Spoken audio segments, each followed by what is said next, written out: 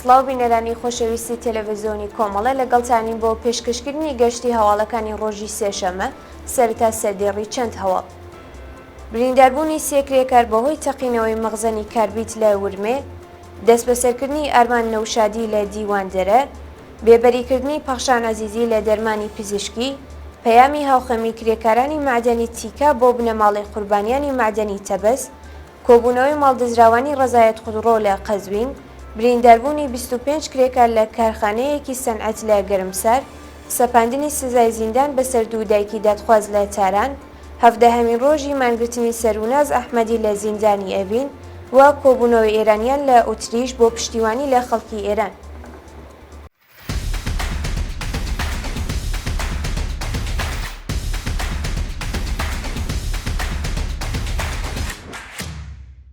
درێژەی هەواڵەکان برینداربوونی سێ کرێکار بەهۆی تەقینەوەی مەغزەنی کاربیت لە ورمێ. ڕۆژی دووشەممە 2 ڕەزبەر سێ کرێکاری خەڵکی ورمێ لە کاتی کارکردن لە کارگەیەکدا بەهۆی تەقینەوەی مەغزەنی کاربیت بە سەختی بریندار بوون.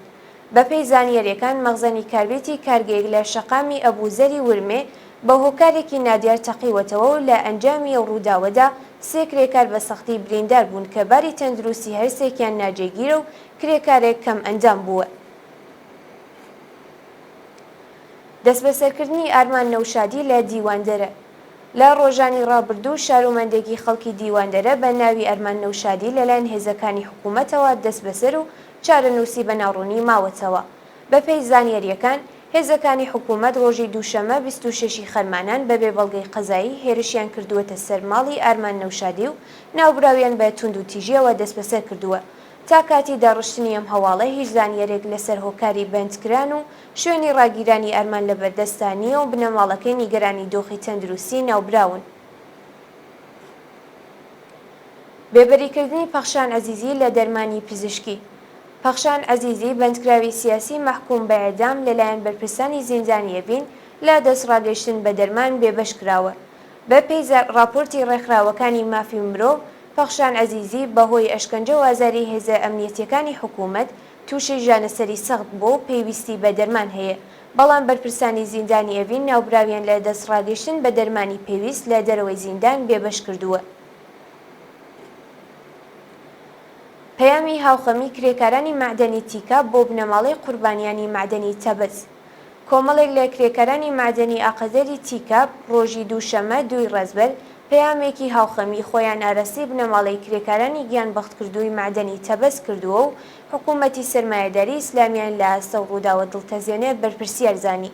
لەو پەیامەدا هاتووە لە ڕۆژئاوای وڵات و لە نزیک کانگای زێڕی تیکاب بەدەست ڕەنجی ئێمە بوژاونەتەوە و داهاتەکەی سەرمایەدار دەیبات. سڵاو و ڕێز دەنێرین بۆ هاوکارانمان لە معدەنی بەردی خەڵوزی تەبەس کە گیانی شیرینیان لە قۆڵایی زەوی بەجێ هێشت و چاویان بە ڕووناکی هەتاو نەکەوت.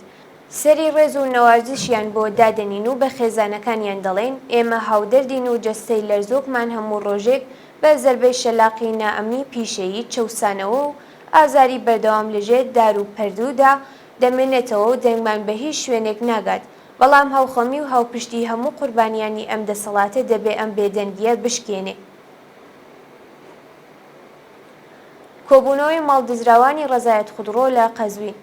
ڕۆژی دووشەممە 2 ڕەزبەر ماڵدزراوانی کۆمپانیای ڕەزایەت خودڕۆوی قەزوین لە بەرامبەر دادگوستەریە و شارە کۆبوونەوە و خوازیاری قەرەبووکردنەوەی زیانەکانیان بوون. محەممەد ڕەزا غەفاری سەرۆکی شیرکەتەکانی ڕەزایەت خودڕۆ و تراوەت نوین سەر بە سپای پاسدارانە و لە ژێرناوی هاوردەکردنی ئۆتۆمبیلی بیانی پارەیەکی زۆری لە خەڵک وەرگرتووە. ماوەی 2 ساڵە ماڵدزراوانی شیرکەت داوای ڕادەستکردنی ئۆتۆمبیلەکانیان یا ئەسڵی پارەکانیان دەکەن، بەڵام ناوبرا وەڵامدەری داواکاری و خەڵک نییە و ناوەندە قەزایی و ئەمنیەتیەکانیش پشتیوانی لێ دەکەن. برینداربوونی 25 کرێکار لە کارخانەیەکی سەنعەتی لە گەرمسەر.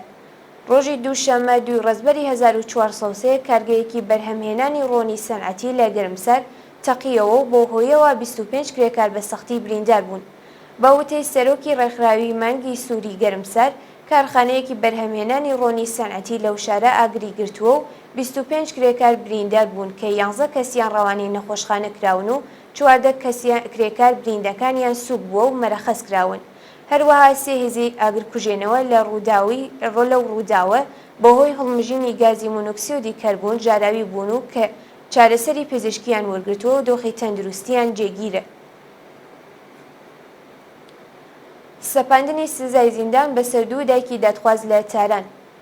ڕەزا شەفاقا پارێزەری دادگوستەری ڕۆژی دووشەمە 2 ڕەزبەر ڕایگەیاند دوو دایکی دادخواز بە ناوەکانی مەحبوبە ڕەمەزانی و ڕەحیمە یوسفزادە هەر یەکە و بە 18 مانگ زیندان مەحکوم کراون. بە پێی زانیاریەکان مەحبوبە ڕەمەزانی دایکی هەمیشە زیندوو پژمان قوڵیپور و ڕەحیمە یوسفزادە دایکی نەوید بێهبوودی گیانبەختکردووی ڕێگەی ئازادی لەلایەن دەستگای قەزای ڕژیمەوە بە تۆمەتەکانی تەبلیغ دژی نزام ئەندامەتی لە گروپی نایاسایی دادخوازانی شۆڕشی خەزەڵەویی 98 و بێڕێزیکردن بە ڕێبەر هەر یەکە و بە 18 مانگ زیندان مەحکوم کراون. 17مین ڕۆژی مانگرتنی سەروناز ئەحمەدی لە زیندانی ئێڤین. سەروناز ئەحمەدی چالاکی مافی منداڵان و ڕاگیراو لە زیندانی ئێڤین ڕۆژی دووشەمە 2 ڕەزبەر لە 17مین ڕۆژی مانگرتن لە خواردندا دۆخی تەندروستی تێکچووە. سەروناز ئەحمەدی ماوەی 17 ڕۆژە لە ناڕزایەتی بە بێبەشکرانی لە مافی مەرەخەسی مانی لە خواردن گرتووە و ڕۆژی ڕابردوو بۆ دووهەمین جار تووشی شۆکی عەسەبی بووە. بە وتەی سەرچاوەکانی هەواڵ بەرپرسانی زیندان ئەو بەندکراوەیان وێ ڕێکخراپی دۆخی تەندروستی لە دەستڕاگەیشتن بە دەرمان بێبەش کردووە و گیانی لە مەترسیدایە. کۆبوونەوەی ئێرانیان لە ئۆتریش بۆ پشتیوانی لە خەڵکی ئێران. ڕۆژی دووشەمە 2 ڕەزبەری 1403 ئێرانیانی ئازادیخواز لە شاری وین پایتەختی ئۆتریش بۆ پشتیوانی لە خەڵکی ئێران کۆبوونەوەیان بەڕێوەبرد. ئێرانیانی ئازادیخوازی دانیشتووی شاری وین لە ئۆتریش بە بەڕێوەبردنی کوردبوونەوەیەک و وتنەوەی دروشم دژ بە جەنایەتەکانی کۆماری ئیسلامی پشتیوانی خۆیان بۆ ڕاپەڕینی شۆڕژگێڕانەی گەلی ئێران لە دژی کۆماری ئیسلامی دەربڕی و خوازیاری یەکڕێزی و یەکگرتووی خەڵکی ئازادیخوازی ئێران بۆ بەرەنگاربوونەوە لەگەڵ ڕژیمی کۆنەپەرستی کۆماری ئیسلامی بوون. درێژەی هێرشەکانی ئیسرائیل بۆ سەر لوبنان. لە درێژەی هێرشەکانی ئیسرائیل بۆ سەر بنکە و بارگاکانی حیزبوڵڵا هەزاران کەس لە دانیشتووی باشووری لوبنان ئاوارە و سەدان کەسیش کوژران و بریندار بوون. بەپێی ڕاگەیاندنی وەزارەتی تەندروستی لوبنان لە ئاکامی هێرشەکانی ئیسرائیل بۆ سەر ئەو وڵاتە 492 کەس کوژران و 1645 کەس دیکە بریندار بوون. هاوکات لەگەڵ دەستپێکی بردومانەکانی ئیسرائیل هەزاران کەس لە دانیشتووی باشووری لوبنان ماڵەکانیان بەجێهێشتووە و ئاوارە بوون.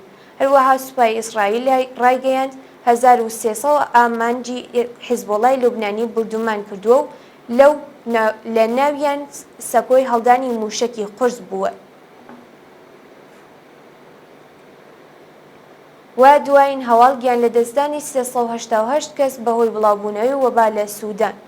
لە ماوەی 2 مانگی ڕابردوو بەلایەنی کەم 388 کەس بەهۆی بڵاوبوونەوەی نەخۆشی وەبا لە وڵاتی سوودان گیانیان لەدەستداوە. بەپێی ئاماری ڕێکخراوی پزیشکی بێسنوور 13000 کەس لە سوودان تووشی نەخۆشی وەبا بوون و 388 کەسیان گیانیان لەدەستداوە.